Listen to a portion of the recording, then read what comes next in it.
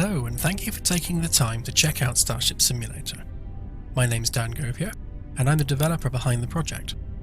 Now I imagine quite a few of you might be thinking, does the space sim genre really need another new title? Won't this just end up being another clone of what's already out there, or a simple rehashing of existing ideas?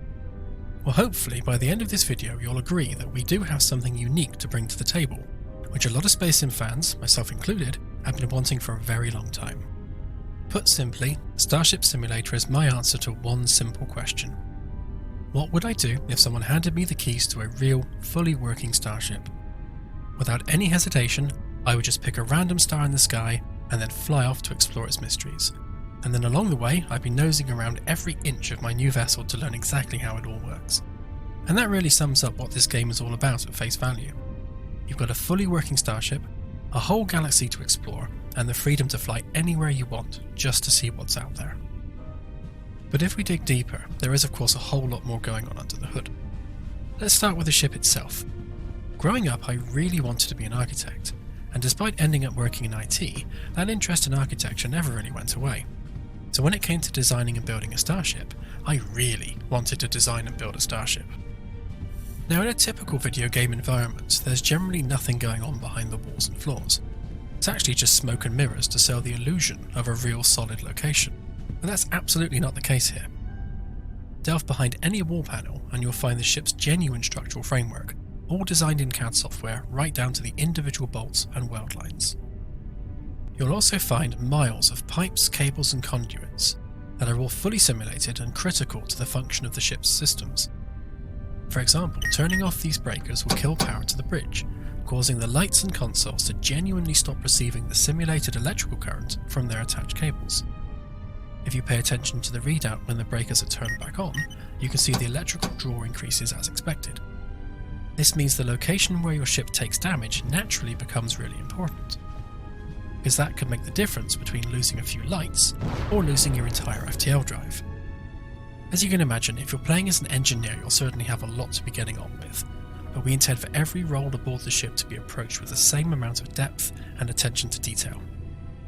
Speaking of jobs to do, we're planning to include 8 basic roles to begin with, from the captain to a simple passenger who's merely tagging along for the ride. Each department aboard the ship will have a rolling task list, and both players and the NPC crew alike will work through those tasks to keep the ship up and running smoothly. The tasks themselves won't be arbitrary though, they'll be generated on the fly depending on the ship's actual needs.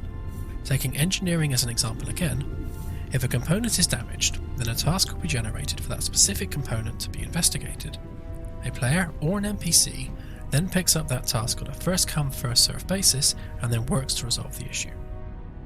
Don't worry if you have no interest in engineering though. The NPC crew members will actually be fully capable of running any of the ship's departments entirely on their own. If you just want to be a pilot or you just want to sit in command, then you don't need to worry about what's happening outside of your chosen role. In fact, and I happen to think this is really cool, if you choose to play as a passenger, then you actually won't have any jobs to do at all. Instead, an NPC captain will take control of the ship. There could be a massive firefight happening right outside the window while you're just sat there in the bar sipping your favourite space beverage. You can just be like, not my problem, crew can deal with that. The NPC crew members also play a big part in making the ship feel more lived in, with each of them having their own lives aboard the ship. They'll have their own crew quarters, their own shift patterns, they'll eat, drink and even use the bathroom if they need to. You won't need to worry about micromanaging them though, they'll just happily get on with it without the player having to get involved.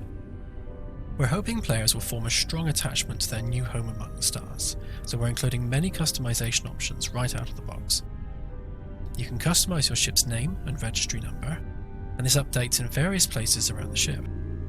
You can change the interior decor, like the default lighting hues, or the materials used on the floors and walls.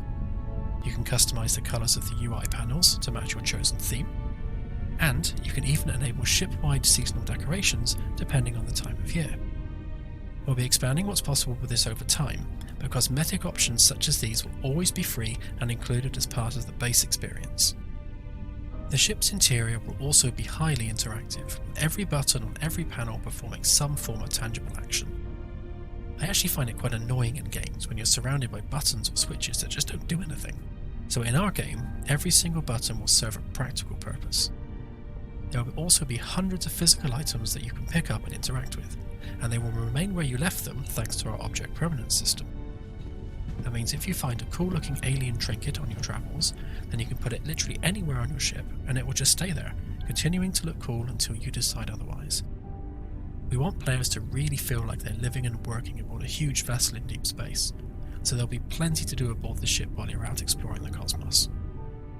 And speaking of exploring, that brings us nicely onto the subject of the galaxy itself. Just like the ship, the galaxy is also being built as realistically as possible, using real astrophysics and a true one-to-one scale.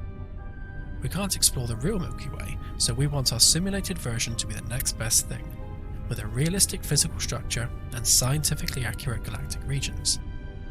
Every system you visit should be scientifically plausible and packed with everything you would expect to find in any star system, from star-grazing comets to an array of Kuiper Belt-style objects. We'll also have black holes, protoplanetary disks, magnetars, nebulae, and even naturally forming wormholes. I'm actually really excited about the wormholes, because with them being entirely procedural, even I won't know where they are, or where they lead to. We're all exploring the same shared galaxy, so I'm looking forward to seeing some community map-making projects. Our simulated Milky Way is also going to be packed with life, with procedurally generated alien cultures scattered throughout the entire galaxy. If a planet or moon is capable of supporting liquid water, then it will run further calculations to generate life on its surface, and also in space if the culture there is advanced enough. Depending on how old the planet is, its life could be anything from simple bacteria to a highly advanced spacefaring culture with motivations far beyond human understanding. Alien cultures will also have a wide array of procedural attributes that will shape their reaction to your presence. They could be pacifistic space hippies or bloodthirsty psychopaths that just want to watch the galaxy burn. We'll also be procedurally generating their political structure, their history, and many other details to make each new culture you encounter different from the last. And that last point is actually very important, because with a game that focuses entirely on exploration as its main hook, diversity of content is critical to maintain the joy of discovery. We're taking depth of content very seriously, and depending on how well we're funded, our intention is to create a team of developers whose job it will be to focus 100% on just creating new content for the galaxy. I will not personally consider our job complete until every single star system generates something new and interesting to discover. So how do we actually get out there and find this content? Well, most of the time you'll navigate the galaxy by first scanning the stars in their local vicinity, and then select a target of interest to send to the helm station. Alternatively, you can just point the ship in any random direction you like, and then spin up the FTL drive to see what you might stumble across. Our galaxy is a continuous, borderless, three-dimensional environment. And that's another important point actually, because if you pay attention to the stars outside of the window, you'll see that they are actually all drifting past in real time. This means we are genuinely traversing galactic space. So we can change direction whilst we're at FTL, or drop to sublight engines anywhere, at any time. Having an entirely physicalized galactic space like this opens the door to numerous possibilities. We could have a stranded alien vessel out here looking for assistance, or rogue planets lurking in the darkness between stars. It also means that multiple forms of FTL travel will be easy to implement in the future, from Alcubierre drives to hyperspace or jump gates. In fact, different alien races will get around using different techniques, and you'll eventually be able to retrofit your ship with their technology, so you can travel the galaxy in the same way that they do. So hopefully that gives you some idea of what it is we're building here. There is of course a lot more I could go into, like the multiplayer, VR, planetary landings, or even our planned D&D style Game Master mode for roleplayers. But Claire, my co-director, and more importantly, wife, has insisted that I keep this brief.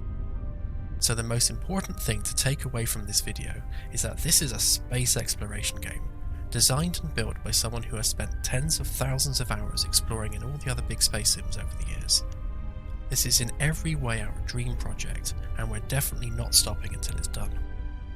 I'll close by saying a huge thank you again for taking the time to check out Starship Simulator, and I'll see you guys out there exploring the stars.